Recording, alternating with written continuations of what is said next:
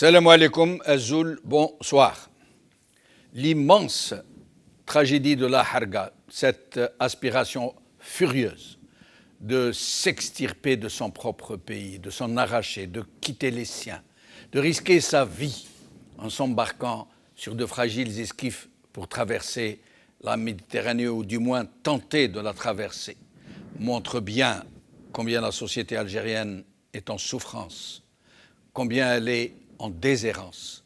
Le plus grave est qu'elle semble s'être banalisée, cette harga, dans les esprits, au point où les tenants du pouvoir ne daignent même pas présenter leurs condoléances aux familles de 50 harragas disparus en mer ces derniers jours, en une seule équipée de 4 embarcations. 50 morts, sans un seul mot de compassion.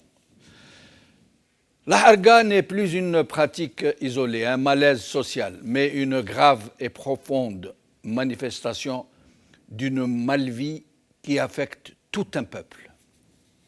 Une société qui n'a pas soldé ses traumas, qui n'a pas fait sa catharsis pour tout ce qu'elle a subi, et de cette étreinte mortifère d'un système monstrueux qu'elle continue de subir. Toutes les sociétés ne se ressemblent pas, n'est-ce pas? Elles sont ce qu'elles traversent de vicissitudes, de contraintes, de prospérité ou de précarité. Elles sont aussi ce qu'elles ont hérité de leur passé proche ou lointain.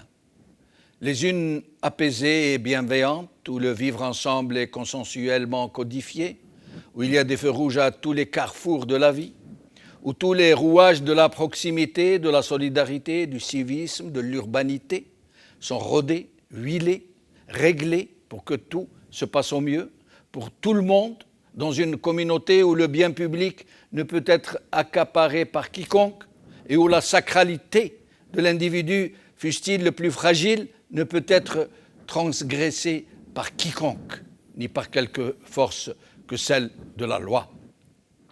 Les autres, ces sociétés à la dérive de la vraie vie, sont systématiquement celles dominées par des régimes prédateurs, illégitimes, qui se sont imposés à elles par la force et la subversion, sous toutes ses formes, où le mensonge et la corruption de masse sont comme autant de fléaux qui rongent le corps social et l'infestent jusqu'à ses tréfonds, jusqu'à rompre en son sein tous les équilibres, tous les consensus d'y vivre ensemble et jusqu'à ses vertus les plus anciennes.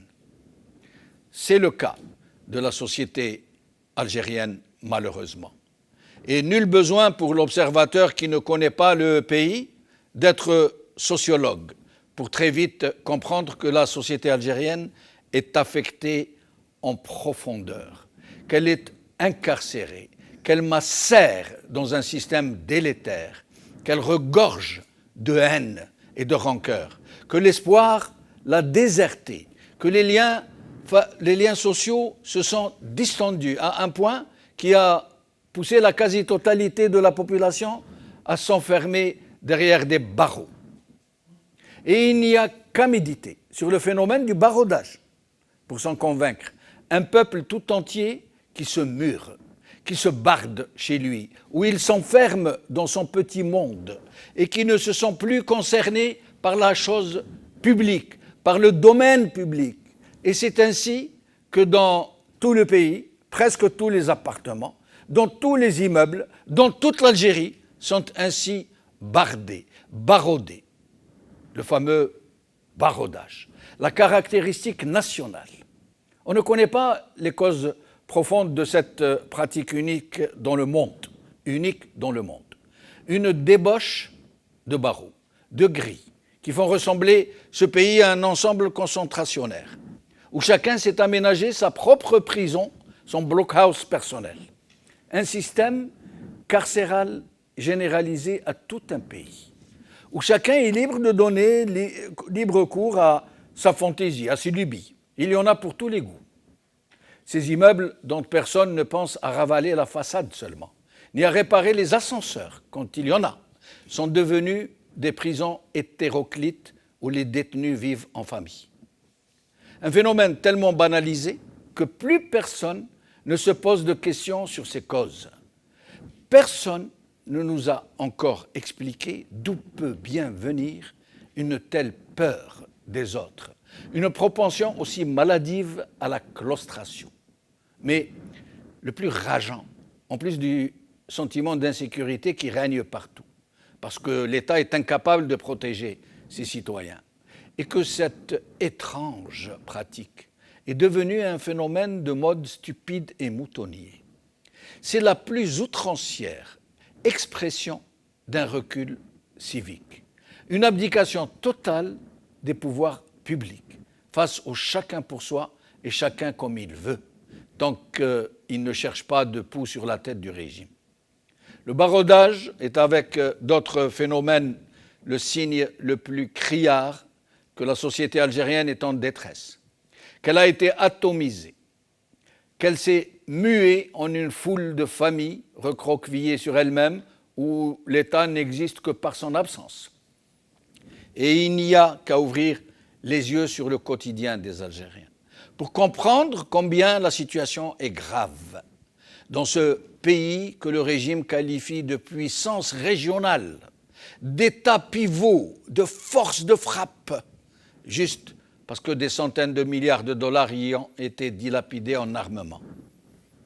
Les bidonvilles y pullulent, et les bidonvillas aussi.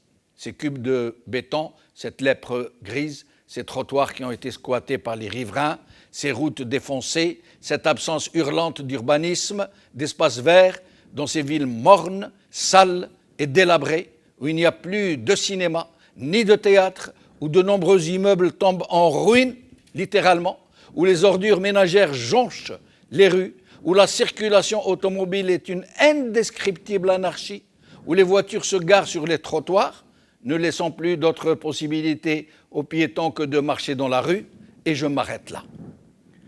Le seul et inexorable constat est que la société algérienne a perdu tous ses repères, qu'elle n'a plus de cohésion, parce qu'elle est dominée par un système prédateur qui a extirpé de son sein toutes ses vertus et jusqu'à son instinct de cohésion.